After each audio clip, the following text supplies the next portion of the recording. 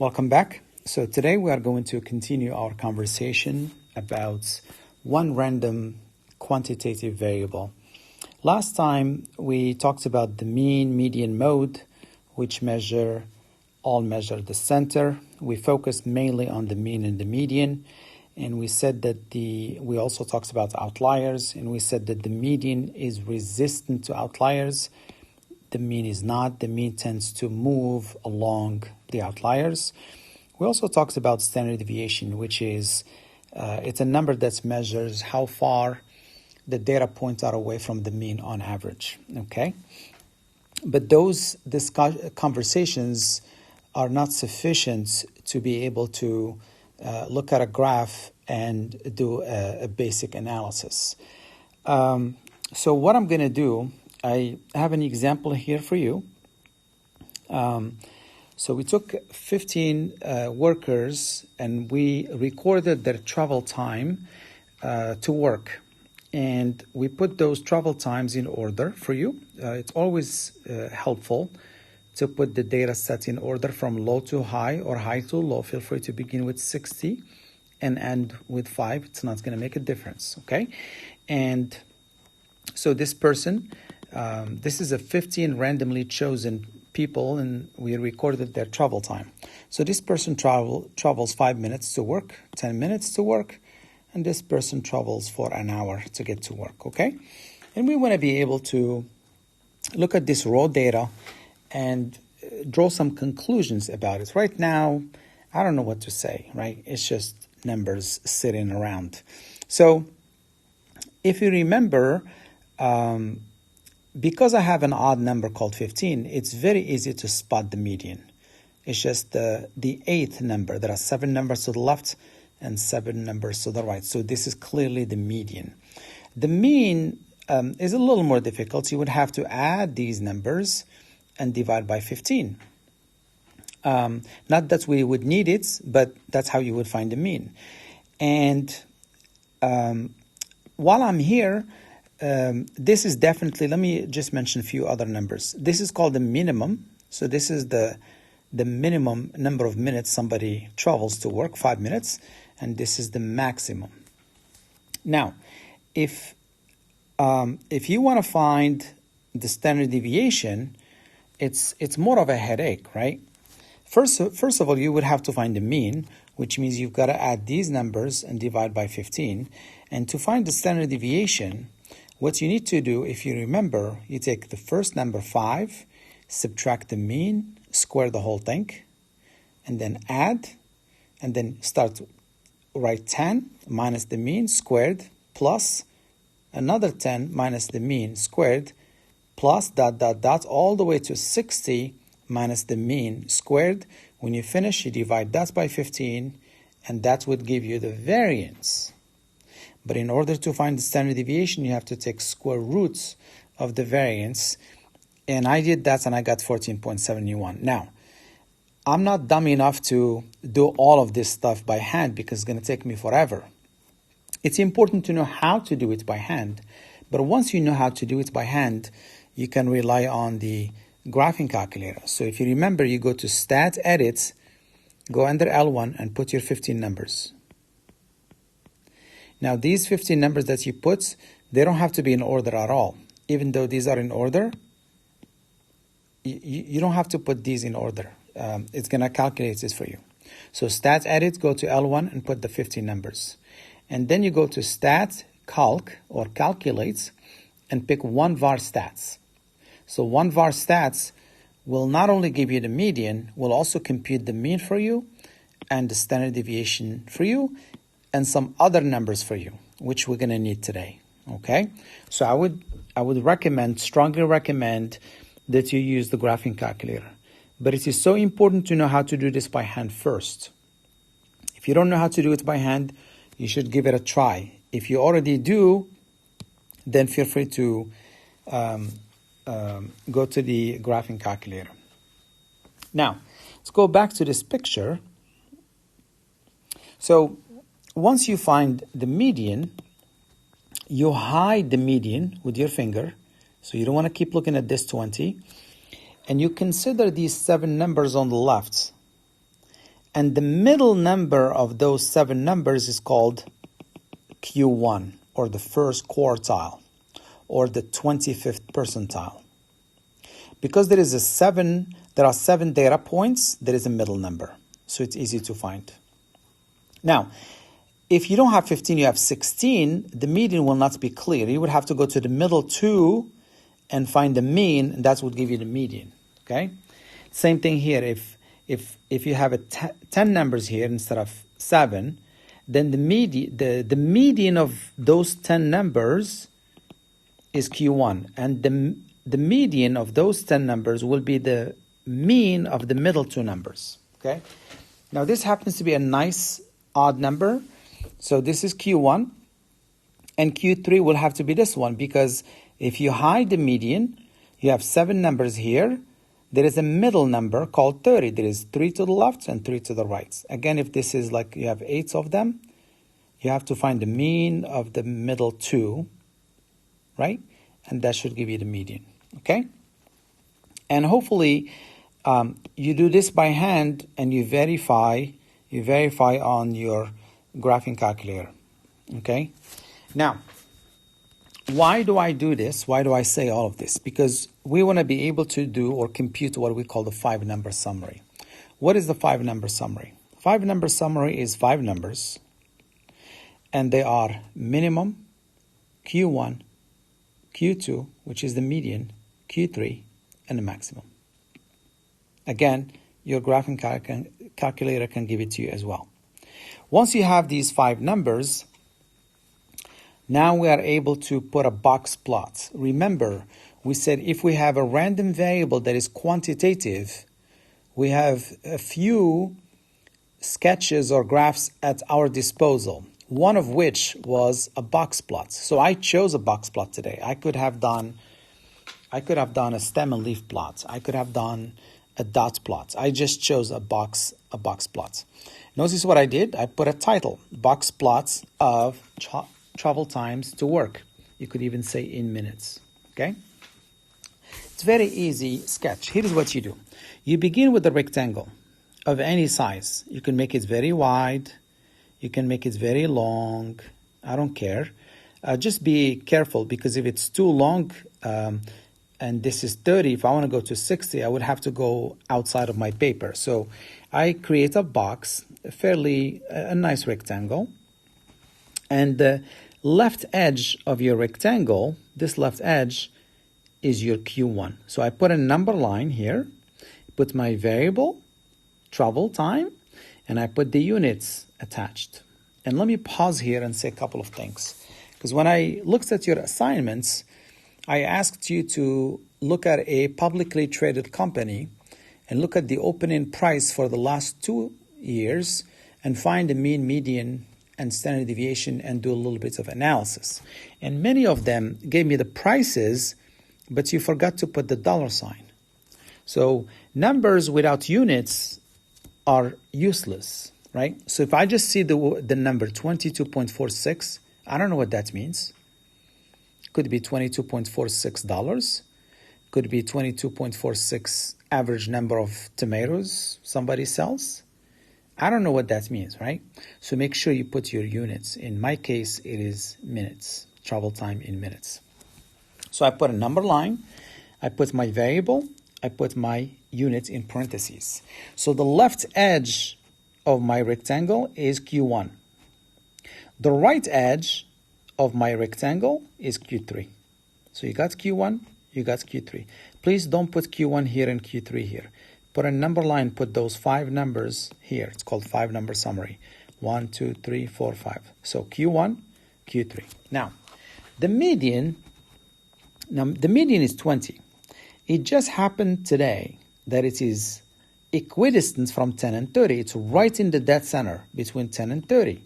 So you put a line, segments, across the width of your rectangle. So that indicates the median. Now, it just happens that it is in the center between Q1 and Q3. But it's not always the case, okay? So you might have a rectangle like this, okay? Where this is Q1 and this is Q3. but the median might be here. It's possible, right? It might be here.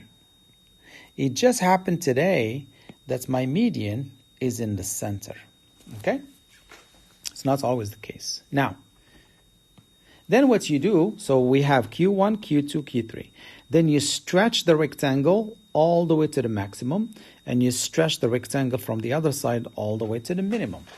Now, I know we're not using graph paper, and we don't have rulers and measurements, but that doesn't mean you abuse the paper and make 20 here, 30 here, and 60 here. That would be silly, okay? So I chose this to be 10.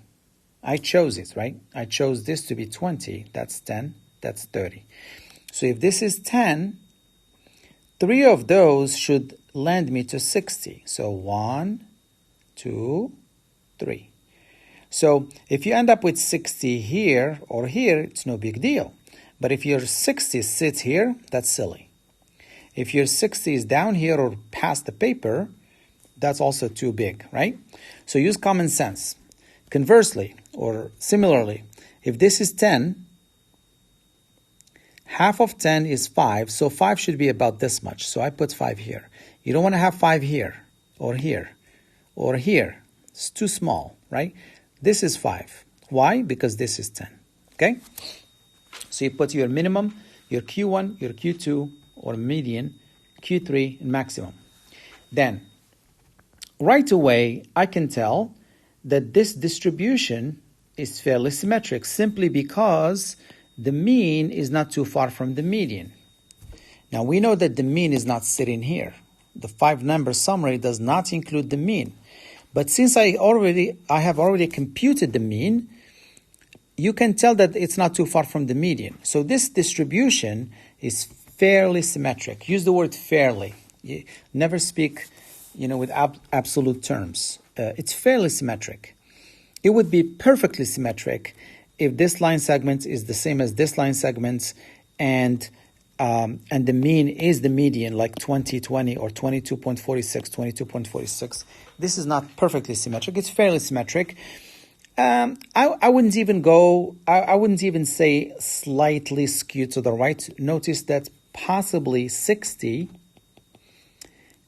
which is a fairly high number. I wouldn't call it an outlier yet. Just, it looks high.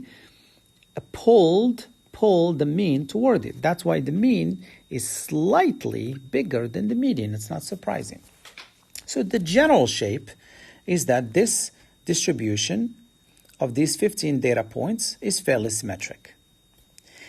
Then, what you do, you talk about the center. So I'll talk a little bit about the mean and median, but you should also talk about the middle 50%.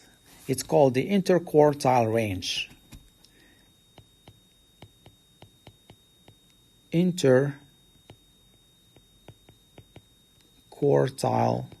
range, abbreviated as IQR. It's Q3 minus Q1, which is 30, minus 10, which is 20 minutes. This is really helpful. This interquartile range is very helpful on 2 levels. Number one, it helps us talk about the spread or the deviations, the middle 50%. It also helps us, this number is helpful in finding outliers. So right now, we eyeball the data and we say, yeah, I don't see an outlier, or maybe 60 is an outlier, maybe 5 is an outlier, I'm not sure, right? We eyeball them. But today I'm going to show you how to figure out if 60 is an outlier, if 5 is an outlier, right? So this number, this IQR, will be helpful in identifying outliers, but it also helps figure out what is happening to the middle 50%. The middle 50%, from 10 to 30, is extremely helpful. That's where the concentration of the data is, right? So these are on the edges. I didn't call them outliers. I'm just saying they're on the edge. These are on the edge. So it's important to talk about the middle 50% when we talk about spread or deviations. The other thing, while I'm here, it's important to talk about the range. So the range is the maximum minus the minimum. So the range in our case is 55 minutes, which goes from 5. So you say the range is 55 minutes, which goes from 5 to 60 minutes. Okay? So the range is from the large minus small, and IQR is Q3 minus Q1. Okay? So the question becomes, do you think 60 is an outlier? Do you think 5 is an outlier? If we were physically in class today, and I'll say, raise your hand if you think 60 is an outlier, maybe half of you would say, yeah, maybe it is. Maybe it is an outlier. It's so far away from 40. And maybe the other 50% will say, I'm not sure. I don't think so, right? As far as 5 is concerned, probably most of you will say it is not an outlier. And maybe a couple of you might say, yeah, I think it is, right? But 60, we might go 50-50, right? So now we're not going to depend on the naked eye. The naked eye is helpful if this number was 100. So it's like, of course, that's obvious. Or if it is 43, you say, yeah, that can't be an outlier. That's silly. None of you would raise your hand if 60 was 43. And I'm asking, is 43 an outlier? None of you would say yes. If it was 120, all of you probably will raise your hand. 60, I would say 50-50%, right? Half of you will say maybe yes, half of you might say no, okay? So here is how you figure that out. It's very simple. So let's begin with the upper side, and then we'll look at the lower side. So there is what we call a cutoff. There is a cutoff that if you pass that cutoff, then that number is an outlier. For example, if I calculate my cutoff, and my cutoff happens to be 55, 40 did not pass 55, but 60 did. So 60 would be an outlier. If my cutoff was 70, then we don't have an outlier. Same thing here. Let's say my cutoff is 0. Well, 5 did not cross the line called 0, right? So 5 would not be an outlier. But if my cutoff was 6, then 5 would be an outlier. So there is an upper cutoff and there is a lower cutoff. And here is how you find them. Let's begin with the upper cutoff.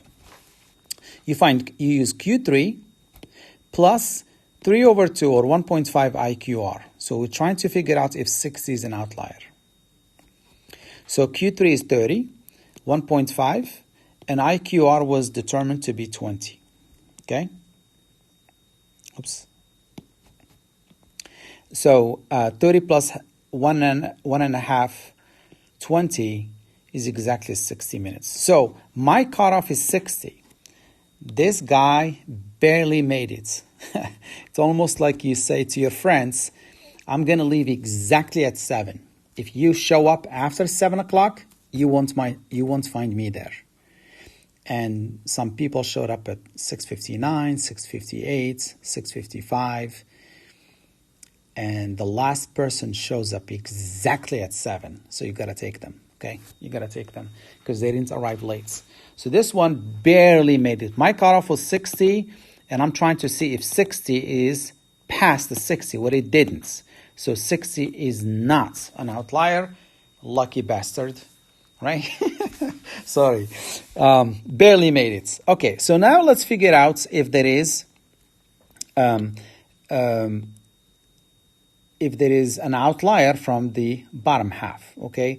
We suspect probably there isn't, but let's figure that out. And here's how you figure that out. You do Q1, not Q3, but Q1, minus, not plus. You do Q1 minus 1.5 IQR, same number here. So Q1 happens to be 10, minus 1.5 IQR, which is 20, and 10 minus 1.5 IQR is negative 20. So my cutoff is negative 20. Well, all of these numbers are to the right of my cutoff, so none of them is an outlier. So these are very safe. These are very safe. This one barely made it. And that's why some of you might say this is an outlier, and some of you may say this is not an outlier, even just by looking at it. Now you know it is not an outlier. Okay, so I'm going to stop the presentation and give you a short assignment, and don't look puzzled by all this writing. It's actually about 15 minutes worth of homework. Okay, it's not much at all. So what I did, I gave you travel times of 20 randomly selected people from New York City. I know some of you are from New York, so I picked on New York City. And I put those travel times in order from low to high for you, for your convenience. Say thank you. Now, I made it a little more complicated because I gave you an even number. In here, we had an odd number. It was easy to spot Q2, easy to spot Q1, easy to spot Q3. Now, you have to find the mean of the middle two, kind of, okay? So I would like you to find the 5-number summary. I've already given you 2 out of 5, minimum, maximum, yeah? So find the median in Q1 and Q3. Do a box plot. Make sure you do it properly. Put your title, put the number line here, put your variable, put the units, put your nice rectangle, respect the size, whatever unit you pick. This is 10. This should be about 10. This should be about 10. This should be about 10. So please don't do this little silly sketches like this. I see it sometimes on homework, you know, like I saw somebody doing bar graph. I don't know what this is, okay? So I don't want to see like this, okay? This is not a box plot, okay? Try to do a good job. Be proud of your work. Take pride in your work, okay? Again, this is for you, not for me. So take pride in your work. Now, so you do a sketch. Why do we do a sketch? Why do we do a sketch? Because we want to analyze. So I would like you to analyze the distribution of those 20 data points telling you about the travel time of 20 randomly people in New York City. Now, when somebody asks you to analyze the distribution of the data, you always have to address 4 things, and I put them out for you, okay? What's the general shape? What do you think? Symmetric, not symmetric, fairly symmetric, skewed left, skewed right, I don't know. Talk about the general shape. Talk about the centers, but it's in plural here. You may want to compare the mean to the median. Even though the mean is not here, you may want to calculate it, okay? It's helpful. Talk about spread. You know, feel free to talk about standard deviation, which is not here. However, standard deviation can be helpful. Use the graphing calculator. Make sure you talk about the 2 numbers, the range, which is the maximum minus the minimum, and talk about the middle 50%, Q3 minus Q1. This is called the middle 50% of the population. And then talk about potential outliers. Don't just eyeball it and say, yeah, I think. No. Now you have to do the work. You got to find your cutoff, your lower cutoff, your upper cutoff, and make a concise decision on whether or not you have outliers. Calculate your upper cutoff, calculate your lower cutoff, and then make a decision. So that should end this presentation. Thank you so much for listening, and I will see you later.